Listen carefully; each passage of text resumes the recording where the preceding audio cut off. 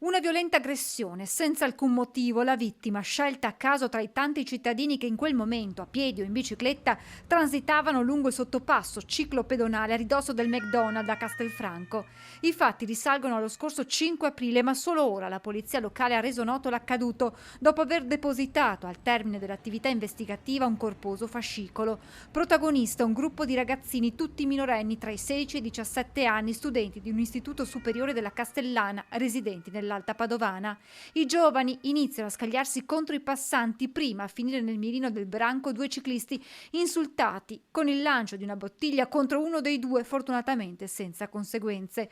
Tocca poi ad un cinquantenne castellano essere preso di mira dagli studenti. L'uomo, una volta giunto alla fine del percorso pedonale, si trova davanti il gruppo, che prima lo insulta, poi lo blocca. A quel punto esplode la violenza. I ragazzini iniziano a colpirlo con calci e pugni al corpo e al volto, il tutto mentre parte del gruppo incita o blocca la via di fuga alla vittima, che finisce per sbattere il volto contro il muro. Alla fine il gruppo si dilegua prendendo direzioni diverse. Il cinquantenne, una volta ripresosi, riesce, nonostante le contusioni e lo shock, a raggiungere il comando della polizia locale, dove viene medicato. Gli agenti raccolgono la sua testimonianza e la descrizione degli aggressori, prima di affidarlo ai sanitari del SUEM. Per il cinquantenne una prognosi di 30 giorni per fratture multiple.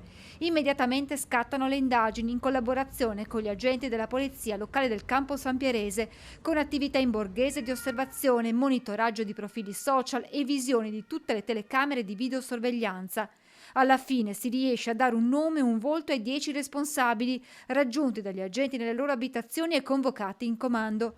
Gli studenti vengono deferiti in stato di libertà alla Procura della Repubblica presso il Tribunale dei minori. Questo consentirà verosimilmente all'aggredito di trovare la giustizia che è necessario ed è giusto che trovi, ancorché siano passati diversi mesi. La giustizia farà ora il suo corso, continua Marcona, ma è doveroso sottolineare che a Castelfranco non si possono tollerare episodi di questa gravità, che saranno sempre perseguiti in tutte le forme. Non può essere altrimenti, non è Castelfranco che ha tolleranza zero, ma è un territorio tutto che deve avere questo tipo di attenzione alta nel non banalizzare questi singoli eventi, che poi no, quando ci sono 30 giorni di prognosi non è che siano episodi minimali, sono episodi pesanti ed è giusto che ci sia una giustizia che interviene cercando di dare il massimo della pena possibile prevista in questi casi, senza se e senza ma.